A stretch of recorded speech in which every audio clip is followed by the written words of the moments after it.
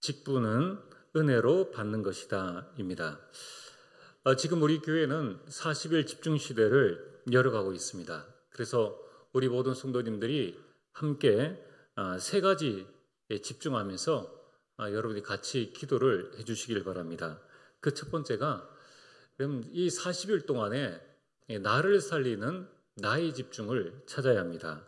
그래서 여러분들이 강단과 393 언약이 내 것이 될 수 있도록 여러분 이 시간에 우리가 40일 동안 또 우리가 집중을 해서 나를 세워야 합니다. 두 번째는 이제 9월 말이면 추석입니다.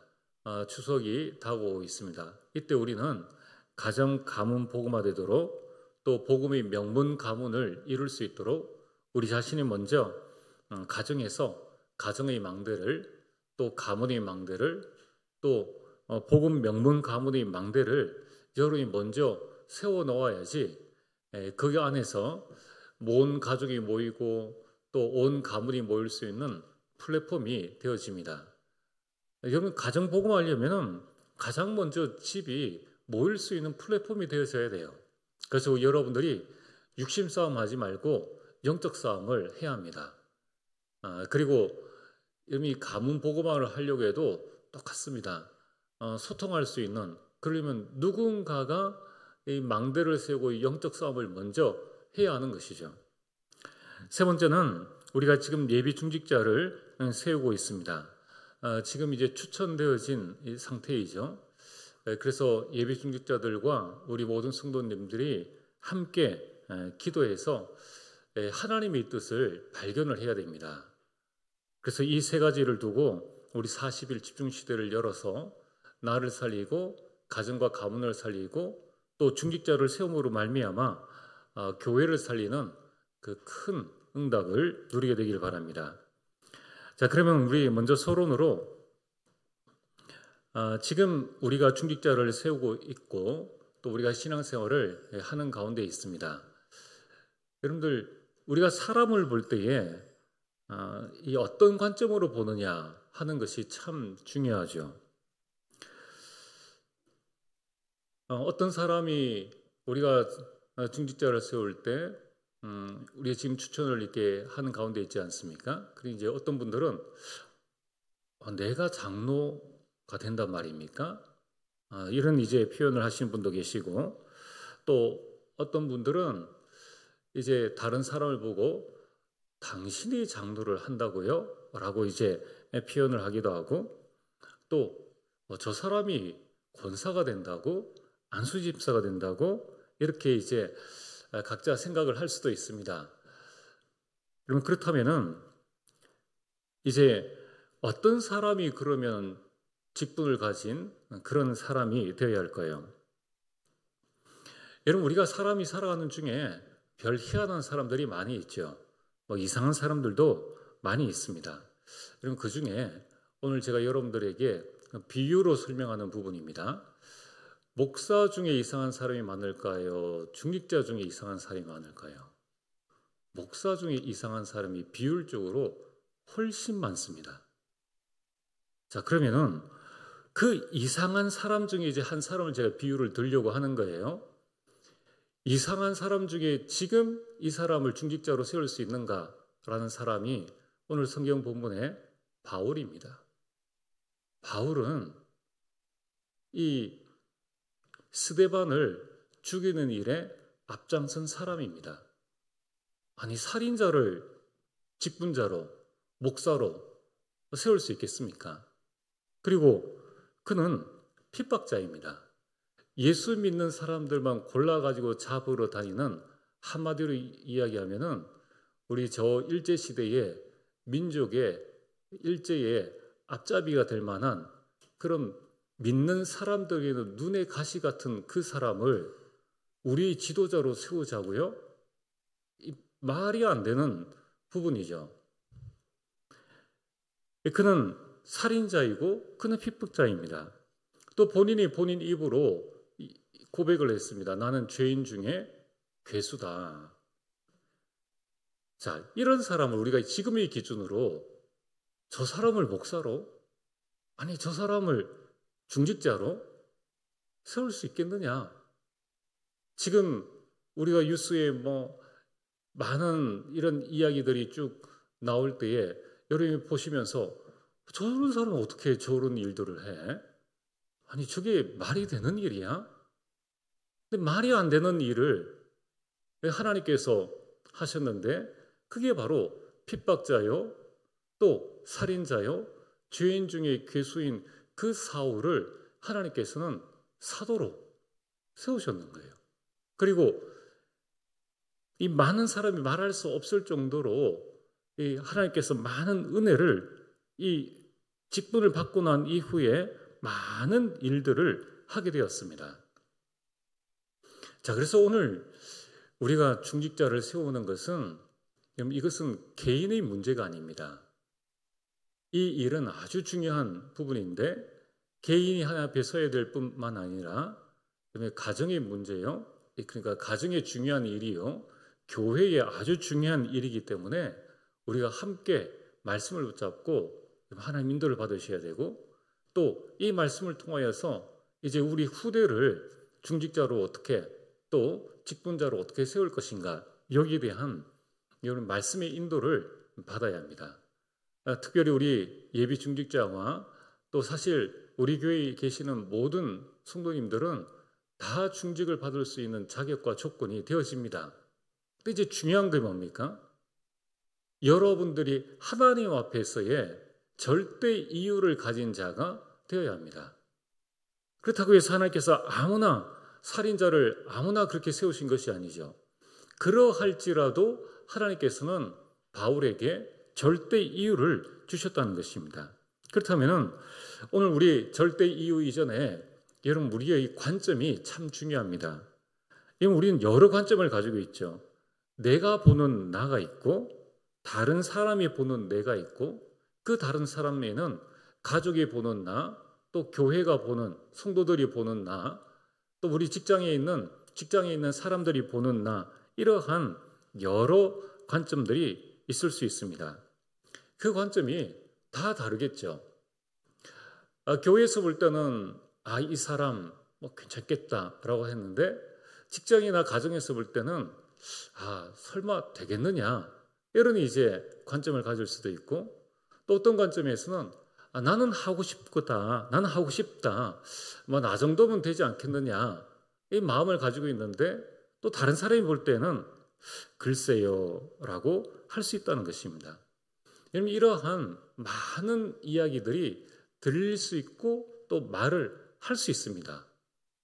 앞으로 이제 우리 교회가 내년에 임직식을 하게 될 때에 그런 일들이 많이 있을 수 있겠죠. 또 이거는 비단 임직뿐만 아니라 우리가 직장에서 어떤 사장이 직원을 뽑을 때의 관점이나 또는 자녀들을 결혼시킬 때에 그 배우자에 대한 어떤 관점이나 이런 여러 가지 말이 나올 수 있다는 겁니다.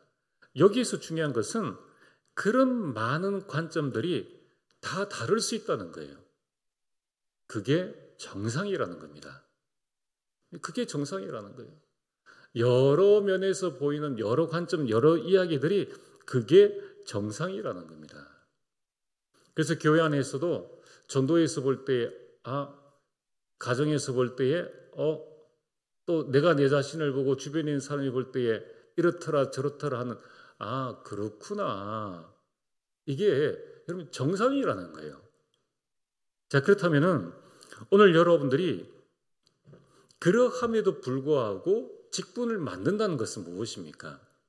그럼 그 핍박자요, 살인자요, 죄인 중에 괴수인 그 바울이 직분을 맡았을 때에 그 본능, 이 본성 그대로 또 그가 가지고 있는 것 그대로 자신의 그 직분을 자기 성격대로 그대로 이렇게 감당해 나갔습니까? 그게 아니라는 거예요. 여러분 이 직분을 만든다는 것은 세 가지입니다. 첫 번째는 새로운 발견이에요. 여러분 우리가 직분을 중직자를 새로 세운다는 것 또는 여러 사람을 세운다는 것은 이 본인이 자신에 대한 새로운 발견 그리고 이미 가족에 대한 새로운 발견 가족이 예비 중직자에 대한 나는 전혀 그렇게 생각하지 않았는데 그럴 수 있구나 또 나는 그렇게 우리 가족은 이 사람은 될 거다 생각했는데 또는 이제 추천이 안 되었거나 또는 그랬을 때 그럴 수 있구나. 이러한 새로운 발견이라는 거예요. 또한 성도 안에서 이 성도들을 볼 때에 새로운 발견이라는 거예요. 직분을 맡는다는 것은 나에 대한 새로운 발견, 우리 가족에 대한 새로운 발견, 그리고 우리 성도들 중에 이렇게 예비 중직자로 세울 사람들이 이렇게 곳곳에 있었구나라는 새로운 발견이라는 거예요. 그러면서 두 번째는 뭡니까? 이제 이 새로운 발견 가운데에서 준비된 어떤 성도는 하나님이 주신 은혜이니까 내가 감사하고 잘 감당해보자, 이런 새로운 시작이 되기도 합니다. 너무나 감사한 일이죠. 그리고 세 번째는 뭡니까? 새로운 전환점입니다. 어떤 성도들에게는 그렇구나, 이제까지 내가 직분이라는 것, 이런 부분들, 교회에서의 삶, 가정에서의 삶, 내 인생의 삶을 그냥 살아왔는데 나에게 직분이라는 것을 맡기시는구나. 여러분, 이 직분을 맡는다는 이 일에 대해서 이제 지금까지의 삶을 되돌아보고 삶을 이번 기회에 내가 한번 정리를 해야 되겠다. 그래, 하나님께서 나에게 만약에 직분을 맡겨주시면은 내가 권사로, 내가 안수집사로, 내가 장로로 지금까지는 좀 부족하고 내가 좀 연약했지만은 그래, 한번 이번 기회를 통해서 내가 새롭게 한번 해보자, 이런 전환점이 되기도 한다는 것입니다. 근데 그 마음의 중심은 아무도 몰라요. 그건 당사자만 알 수 있습니다. 여러분, 이런 일들이 이 당사자만이 나에 대한 새로운 발견, 그리고 이제 가족들도 그런 발견을 할 수 있겠죠. 그러면서 이 당사자들이 내가 새로운 시작을 해야 되겠다, 또 새로운 전환점으로 내가 이 기회를 삼아야 되겠다. 여러분, 우리는 항상 일을 할 때에 그런 새로운 전환점이 있어 주길 바라지 않습니까? 똑같은 삶의 굴레에서 뭔가 새로운 부분들이, 전환점이 일어나서 뭔가 내 삶이 새롭게 되어지기를 원한다는 거예요. 그게 이번 교회에서, 또 여러분 가정에서 우리 개인에게 이 예비 중직자라는 것, 그리고 여러분 이번 이 40일 집중이라는 것, 이런 부분들이 다 새로운 전환점이라는 거예요. 이것을 하나님의 음성으로 듣고 하나님의 인도를 받는 사람은 이제 그 속에서 하나님 정확한 인도를 받게 되겠죠.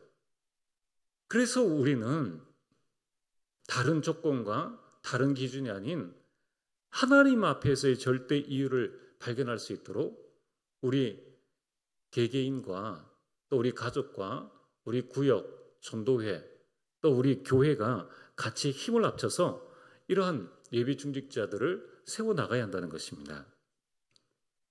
그래서 여러분들, 우리가 예비 중직자를 세운다, 앞으로 중직자를 세운다는 것은 무슨 말입니까? 교회 안에 일꾼을 세우고 그들을 이제 내 삶의 현장으로, 또 교회의 각 현장으로 파송하는 겁니다. 그러면 교회 안에 직분자를 찾고 그를 직분자로 세우고 그를 현장과 교회 안에 직분자로 파송하는 것, 그게 뭡니까? 그게 전도라는 거예요. 여러분, 전도의 시작은 일꾼을 찾고 세우고 파송하는 것입니다. 여러분, 예비 중직자를 세운다는 것은 이렇게 중요한 성경적, 교회적 큰 의미를 가지고 있다는 거예요. 그렇다면은 이 가장 중요한 전도를 위한 시작과 이 발판에 사단이 얼마나 많은 방해를 하겠느냐는 거예요. 그래서 여러분들이 의미를 깨달아야 됩니다. 의미를 알고 그 근본을 알고 도대체 이 일이 어떤 일인가, 이 부분을 우리 모든 중직자들이 의미를 제대로 깨닫고, 또 우리 성도님들이 의미를 깨닫고, 이전까지는 저 사람이 뭐 살인자인데 되겠어? 저 사람들이 죄인 중에 괴수인데 되겠어라는 이 관점을 가지고 있었다 할지라도 이제 모든 그런 관점을 내려놓고 우리가 하나님 앞에 서야 한다는 거예요. 그래서 우리 모든 예비 중직자들과 우리 모든 성도님들이 나의 기준과 나의 수준과 나의 표준, 그리고 이 내 생각들을 다 내려놓고 하나님 앞에 서야 하며, 또 우리는 모든 중직자들, 예비 중직자들에게, 또 그 외의 모든 성도들에게 하나님 앞에 서서 하나님의 인도를 받을 수 있도록 기회를 줘야 한다는 거예요.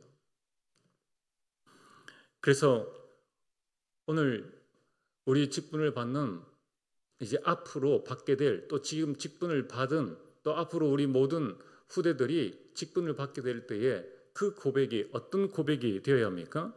오늘 고린도서 15장 10절 말씀처럼 나의 나 된 것은 하나님의 은혜로 된 것이라. 하나님의 은혜로 내가 직분을 받는 거구나. 아, 교회에서 이런 기준을 정하고 이것을 정했는데 이 기준에 내가 다 통과했기 때문에 내가 중직자가 될 수 있어. 그 기준이 아니라 하나님의 은혜이구나. 그러면 그 은혜의 이유를 발견할 수 있도록끔 우리는 해야 한다는 것입니다. 그래서 오늘 말씀의 제목이 직분은 은혜로 받는 것이다. 은혜로 받는 거예요. 직분은 실력으로 받는 것이 아닙니다. 아, 내 실력이 검증되어졌으니까 그 실력 가지고 하나님의 일을 할 수 있는 게 아니에요. 그렇다고 무조건 실력 없는 사람을 뽑자, 그런 것도 아닙니다. 하나님의 은혜 앞에 우리의 실력과 우리의 부족함이, 우리의 실력이 있음과 우리의 부족함이 무슨 소용이 있겠느냐는 거예요. 여러분, 하나님은 무한대이십니다. 무한대의 내 능력이 만입니까? 무한대 플러스 만은 무한대입니다. 내가 좀 더 나은 지식과 더 나은 재산을 가지고 있습니까? 플러스 1000억입니까? 무한대의 1000억 회본들, 무한대라는 거예요. 그래서 은혜는 무조건 받는 것이 아닙니다. 은혜로 이 무조건 받는 것이 아니라 은혜를 깨달아 받는 것이 직분입니다. 받은 은혜에 감사해서 내가 직분을 받는 것이고, 이제 직분을 받아서 남은 생애 동안 받은 은혜에 내가 조금이나마 내가 하나님 앞에 헌신해야 되겠다.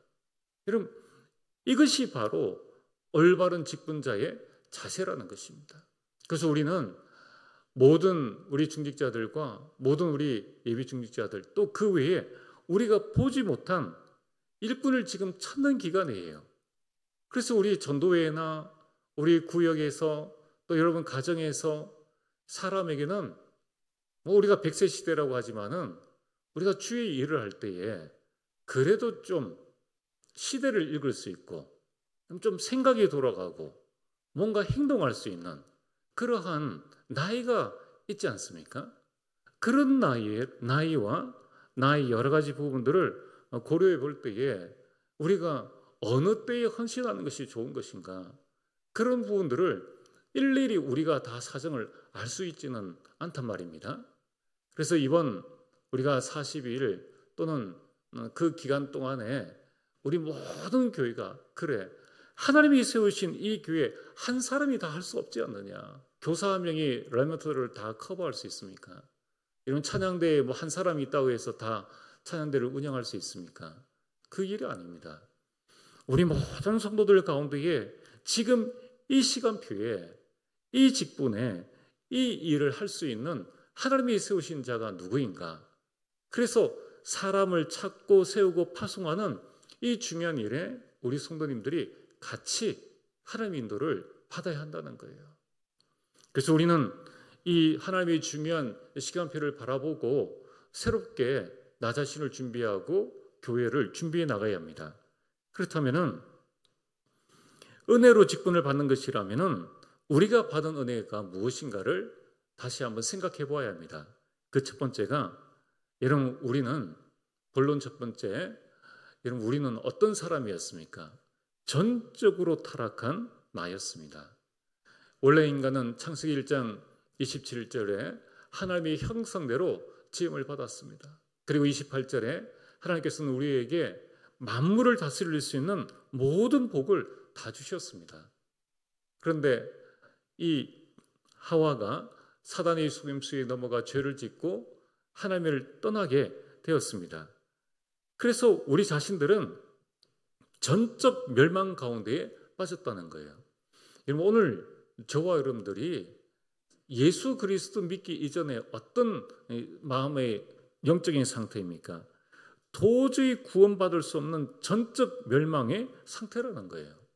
에베소서 2장 1절에 허물과 죄로 죽었던 너희들이라고 말씀하고 있습니다. 여러분, 이 영적 죽음에서 우리를 살릴 수 있는 사람은 아무도 없습니다. 그래서 우리는 이 공중 권세 잡은 자를 나도 모르게 따라다녔다는 거예요. 그래서 결국은 본질상 진노를 받을 수밖에 없는 진노의 자녀 가운데 있었습니다. 로마서 3장 23절에는 모든 사람이 죄를 범하였는데 그 모든 사람 중에 한 사람이 나 자신이라는 겁니다. 로마서 6장 23절에는 그 죄의 싹은 사망입니다. 우리는 당연히 죽는 존재라는 거예요. 그 죄값을 해결할 수 있는 자가 아무도 없는 겁니다. 그래서 우리 인생에 몰아닥치는 이 풍랑, 이 부분을, 재앙을 막을 수가 없는 거예요. 큰 꿈과 희망을 품고 이제 물건을 싣고 그 물건을 팔기 위해서 배를 타고 바다를 건너가는데 갑자기 큰 광풍이 몰아칩니다. 그동안 가지고 있었던 인생 모든 재산들이 한순간에 날아가는 시간이요. 재산뿐만 아니라 목숨까지도 위태로워지는 그런 상황이었습니다. 그래서 사도행전 27장 20절에는 그러한 인생을 보고 뭐라고 말씀하고 있는가 하면은 구원의 여망이 없다라고 말씀하고 있습니다. 구원의 여망, 구원의 소망이 전혀 없는 그런 상황이 바로 우리 자신들이었다는 거예요. 오늘 저와 여러분들이 이 자리에서 예배를 드린다는 것, 이것은 내 힘으로 된 것이 아니지 않습니까? 여러분, 만약에 우리가 구원받지 못했다면 우리는 여전히 이 구원의 여망이 없는 상태로 불신자들이 하는 것처럼 오늘 이 밤에 정말 불금이다, 불타는 금요일이다, 이렇게 해서 우리도 그들과 같이 세상 풍속을 따라갈 우리들이 아닙니까? 여러분, 우리가 불신자보다 나은 것은 단 하나도 없습니다. 나의 나된 것은 하나님의 은혜예요. 오늘 본론 두 번째로, 이런 나에게 어떤 일이 일어났습니까? 하나님의 전적인 은혜가 임하게 된 것입니다. 여러분, 우리는 우리 스스로를 구원할 수가 없습니다. 우리가 선악과를 딱 먹는다고 해서 우리가 하나님이 되는 것도 아닙니다. 내가 신이 되라고 하는 사단의 음성에 우리는 속아 넘어갈 필요가 이젠 전혀 없는 것입니다. 이렇게 어리석은 우리 자신들에게 하나님께서는 영세전에, 창세전에 구원을 계획을 하셨습니다. 얼마나 감사한 일입니까? 이러한 일이 일어날 수 있음을 전능하신 하나님께서는 알고 계셨기 때문에 창세전에 나와 여러분들을 향한 구원을 이미 계획을 하신 거예요. 에베소서 1장 4절에 보면 창세전에 그리스도 안에서 우리를 택하셨습니다. 5절에 보면은 우리를 예정하셨어요. 우리를 이 1900년도에 또 2000년도에 하나님께서 우리를 구원하시러 예정하시고 예수 그리스도로 말미암아 하나님의 아들이 되게 하셨다는 겁니다. 그래서 7절에 보면은 예수 그리스도의 피로 말미암아 죄 사함을 받은 우리가 되어진 것입니다. 여러분, 이 죄 사함은 예수 그리스도가 아니고서는 받을 수 없는 것입니다. 그런데 예수 그리스도로 말미암아 우리가 그 어마어마한 지옥 권세에 벗어나는 죄 사함을 받는 그 은혜를 우리가 받게 된 것입니다. 하나님께서 이것을 미리 계획을 하셨습니다. 그뿐만 아니라 그 계획을 이루기 위해서 아무 죄 없으신 예수님께서 이 그리스도의 몸을 직분을 가지고 성육신하셔서 내가 태어나기 이전에 구원을 완성하신 것입니다. 이사야 7장 14절에 처녀가 잉태하여 아들 낳으리니 그 이름을 임마누엘이라 하리라. 그 몇천 년 전에 예언되었던 그 말씀 그대로 마태복음 1장 21절, 지금부터 2000년 전에 마리아의 몸을 통하여서 아들이 나게 되었는데 그 이름을 예수라 하라. 그 예수가 누구입니까? 마태복음 16장 16절, 그토록 기다리던 메시아, 그 그리스도가 이 땅에 오신 것입니다. 그래서 요한복음 19장 30절에 내가 십자가에 못 박혀야 되는데 또 못 박혀도 해결되지 않습니다. 그리스도께서 십자가에 못 박히심을 말미암아 여러분과 저의 모든 인생 문제, 우리 과거와 현재와 미래의 모든 문제를 깨끗하게 끝내셨다는 거예요. 오늘 우리는 여기에 대한 나의 감사와 다른 사람에 대한 감사를 우리는 하나님께서 저 사람도 예수 그리스도의 피로 말미암아 구원하셨고 저 사람의 구원을 위해서 이 땅에 오셨다는 것을 우리는 알고 믿고 인정해야 된다는 거예요. 그리스도 안에서 잘난 사람 못난 사람 아무도 없습니다.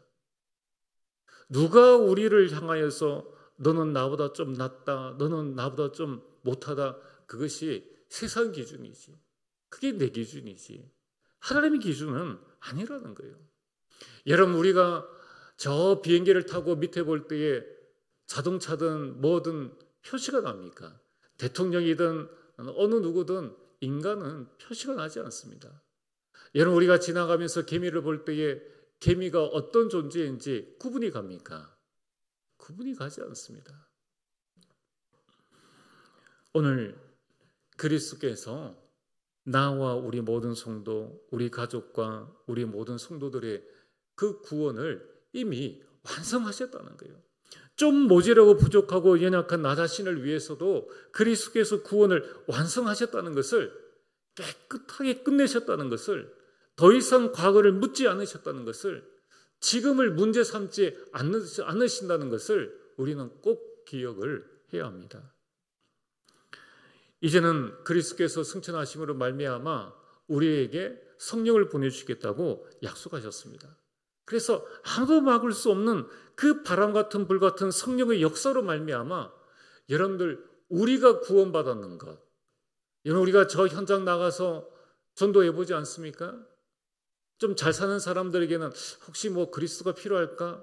이렇게 생각해서 좀 못한 사람, 저 사람 반드시 예수님 믿어야 돼 라고 생각해서 복음 전했는데 믿습니까? 안 믿어요. 얼마나 마음이 강팍한지 모릅니다. 그 강팍한 사람이 여러분 아닙니까?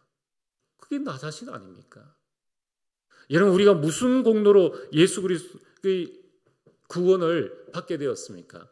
우리는 아무 공로 없는 거예요. 우리는 지금도 나가서 예수 그리스도를 증거할 때에 우리를 핍박하는 그 사람과 똑같은 수준이라는 거예요. 똑같은 수준입니다. 내가 좀 더 나아서 내가 예수님을 믿었지. 교만 중에 교만입니다. 그러면 그런 나에게 성령의 역사가 임하니까 거부할 수 없는 불가항력적인 그 성령의 역사로 말미암아 구원이 나에게 임한 거예요. 임한 겁니다. 내가 받을 수 있는 자격과 조건이 전혀 안 된다는 거예요. 오늘 우리가 이 자리에 와서 예배 드린다고 이 자리에 없는 성도보다 우리가 좀 나은 사람입니까? 똑같습니다. 은혜 주셔서 이 자리에 온 것이지 내가 잘나서 이 자리에 온 게 아니라는 거예요. 여러분, 우리가 은혜 받아서 우리가 복음을 깨달은 것이지 우리가 다른 한국교회, 세계교회 다른 이야기할 필요가 없다는 거예요. 받은 은혜에 감사해서 안타까움을 우리가 말하는 것이지 저들과 우리는 다르다. 저들이 하나님, 우리 하나님이라는 거예요. 저들을 구원하신 분이 우리 하나님이시라는 거예요. 여러분, 우리는 영적 교만을 버려야 합니다. 여러분, 우리는 전적으로 하나님의 은혜를 받은 사람입니다. 그래서 에베소서 2장 8절에 너희가 그 은혜를 인하여 믿음으로 말미암아 구원을 얻었으니, 구원 얻는 믿음은 은혜로 받은 것입니다. 그래서 에베소서 고린도후서 5장 17절에 그리스도 안에 있으면 새로운 피조물이라. 여러분, 우리는 예수 그리스도로 말미암아 그리스도 안에서 새로운 피조물이 되어진 거예요. 우리는 새로운 사람으로 날마다 하나님 앞에 서게 되는 것입니다. 세상 사람들은 늙어간다 하지만은 우리는 그리스도 앞에 한 걸음 한 걸음 성화되어져서 나가는, 치유되어서 나가는, 우리는 익은 자, 성숙한 자, 장성한 자가 되어져서 지금 나가고 있다는 사실들을 아셔야 됩니다. 지금 우리 교회 안에 있는 모든 성도님들은 전부 다 이 성숙의 길을 향해서 한 걸음 한 걸음 나가는 새로운 피조물이라는 거예요. 아, 저 사람은 아직 새로운 피조물이 아니야. 저 사람은 그릇이 아니야. 저 사람은 직분자 될 만한 사람이 아니야. 그럴 수도 있지만은 하나님은 그렇게 보시지 않는다는 거예요. 그래서 우리가 기도해야 됩니다. 정말 하나님께서 이것을 세상 기준, 교회 기준으로 그 기준을 합격했기 때문에 내가 이 직분을 감당하는 것이 아니라 모든 우리 성도님들이 기도함으로 말미암아 우리 중직자들이 서게 될 때는 받은 은혜에 감사해서 내가 남은 생에 가장 가치 있게 이 직분을 내가 살 것이다. 이런 중직자들이 세워져야 한다는 것입니다. 여러분, 바울은 자기 자신을 볼 때에 그런 말하기 쉽습니까? 남들 앞에 자기의 흠을 말하는 것이 쉽겠느냐는 거예요. 나는 죄인 중에 괴수다라고 말하는 것이 쉽지 않다는 것입니다. 그러나 그는 그 말을 할 정도로 하나님이 크신 은혜를 입었다는 것입니다. 오늘 9절에 나는 사도 중에 가장 작은 자라. 누구든지 인정받기를 원하잖아요. 누구든지 다 나를 알아주기를 원합니다. 내 권위가 서기를 원하고 내 영향력이 많은 사람들이 미치기를 원합니다. 그렇지 않으면 참 이상하지 않습니까? 교회 안에 뭐 직분자라고, 교회 안에 목사라고 세상 나가서 인정받습니까? 아무것도 아닌데. 그런데 이 안에서 그렇게 인정받으려고 발버둥 치고 직분 못 받으면 또 다른 교회로 옮겨가고 완전 사단의 장난이라는 거예요. 여러분, 우리가 언제까지 이런 사단의 장난 속에 우리 인생을, 구원받은 자의 이 참 축복과 이 인생을 우리가 다 놓쳐버릴 것입니까? 그래서 우리는 사단에게 속지 않도록 오직 하나님 앞에 서서 우리 모두가 다 은혜 받는 그런 시간 될 수 있도록 우리가 40일 집중 속에 하나님의 은혜 속에 들어갈 수 있도록 우리가 같이 기도를 해야 한다는 것입니다. 나는 사도 중에 가장 작은 자라. 나는 하나님의 교회를 박해하였으므로 사도라 칭함받기를 감당하지 못할 자니라. 나는 직분자로 서기에 감당하지 못할 자더라.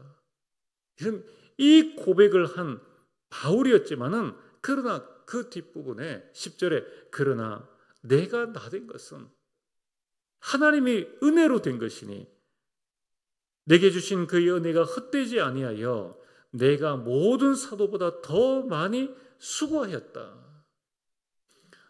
어떻게 될지 모릅니다. 먼저 된 자로서 나중되고 나중된 자로서 먼저 된 자가 될지 아무도 모른다는 거예요.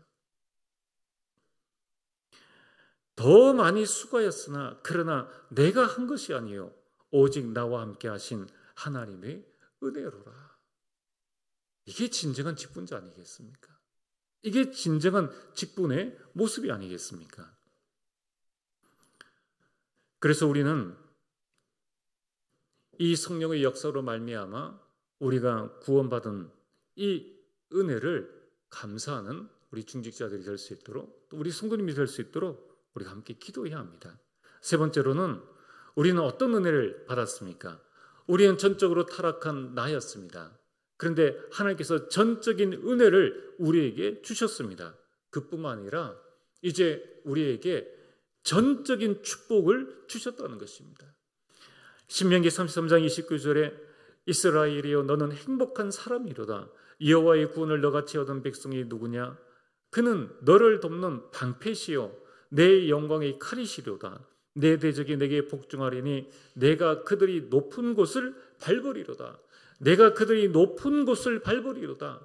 우리는 어느 정도로 축복받은 자입니까? 영적 서밋의 선자, 왕을 상대할 자, 237 나라를 상대할 자로 하나님께서 우리를 세우셨다는 겁니다.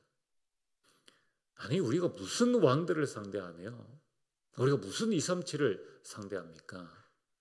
아브라함에게 부르신 그 언약대로 아브라함을 이어 이삭과 야곱과 결국 요셉 때에 그 한 가문이 그 응답과 축복들, 왕을 상대하는 237 나라를 살리는 애굽의 흉년을 통하여서 모든 나라를 살리는 그 응답과 축복들을 받았다는 것입니다.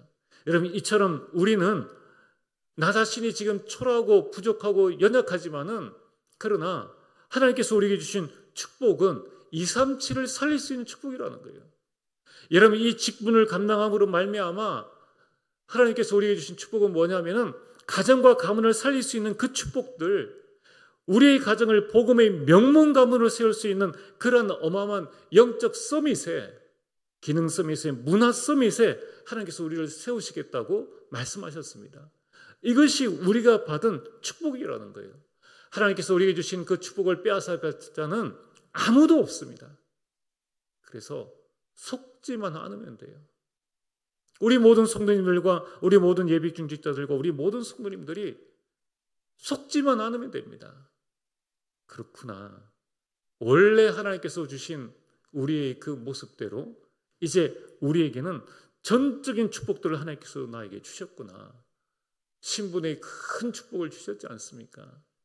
아담에게 주셨던 생육하고 번성하고 땅에 충만하고 다스릴 수 있는 그런 모든 축복들을 우리에게 주셨는데 우리를 자녀 삼으시고 성삼위 하나님께서 우리를 인도하시고 성삼위 하나님께서 우리의 작은 소리에도 응답하시겠다고 약속하셨습니다. 또 우리에게는 어마어마한 권세를 주셨지 않습니까?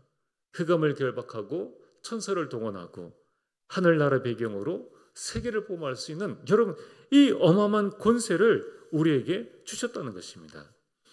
여러분 개개인이, 우리 모든 예비 중직자들이, 우리 모든 중직자들이 여러분 나의 천명, 소명, 사명을 발견하는 그 순간에 흑암은 무너지게 되어 있습니다. 내 삶의 이유가 무엇입니까? 나는 천명, 소명, 사명 가진 남은 자로 이제 순례자의 길을 가며 어디든지 증인으로 정복자의 삶을 살게 되는 것입니다. 여러분, 이것이 하나님께서 우리에게 주신 전적인 축복입니다. 이 땅에 우리가 의식주를 위해서 남아있는 것이 아니지 않습니까? 복음 증거를 위해서. 그렇다면 하나님 주신 그 직분을 통하여서 이제 우리는 모든 현장에 그 현장을 살리는 정복자로 우리 직분을 감당해 나가면서 서나가는 것입니다. 그렇다면 오늘 결론으로 우리가 해야 될 일은 무엇입니까? 그것은 갈라디아서 2장 20절입니다.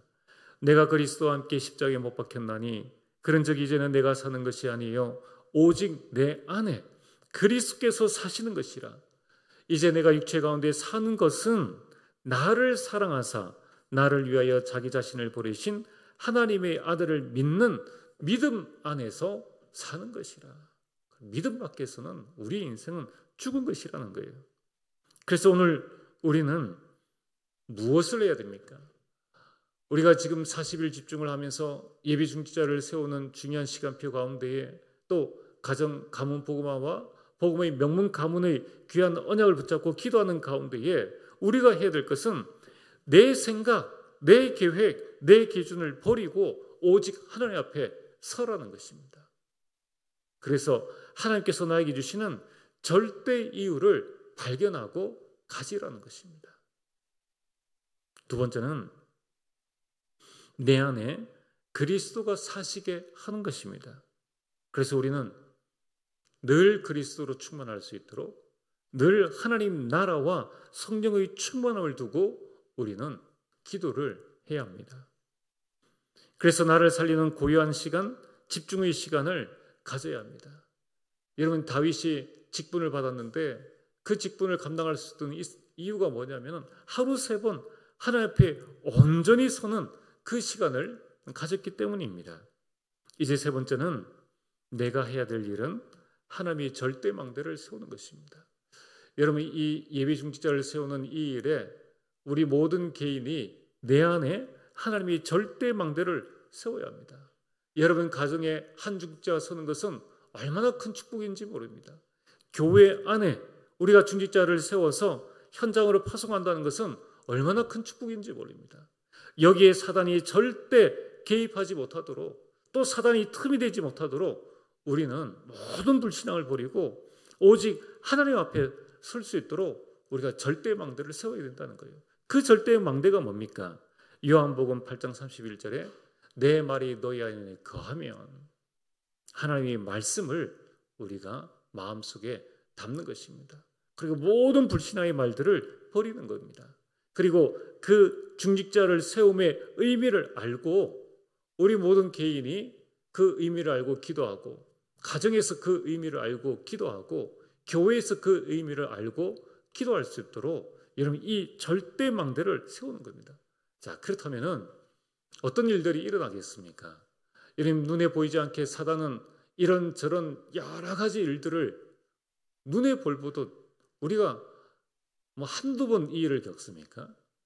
여러 가지 마음의 시험과 근심과 문제와 인간관계의 갈등과 또 그전에 없었던 일들을 통해서 계속 우리 마음을 흔들어 놓는다는 거예요. 그래서 우리가 어떻게 해야 됩니까? 우리 모든 성도님들이 이 일의 중요성의 의미를 알고 절대망대를 딱 세우고, 그래, 지금 하나님께서 찾으신 중직자가 누구인가? 그들을 찾고 또 찾아진 그들을 온전히 세울 수 있도록 구역에서 협력하고, 전도에서 협력하고, 가정에서 협력해야 된다는 거예요. 여러분 우리가 이 일을 하는 데 있어서 하나님 앞에 헌금을 드린다. 그게 뭐 그리 대단한 일입니까? 그래서 이 일을 위해서 우리 가문이 같이 힘을 합쳐보자.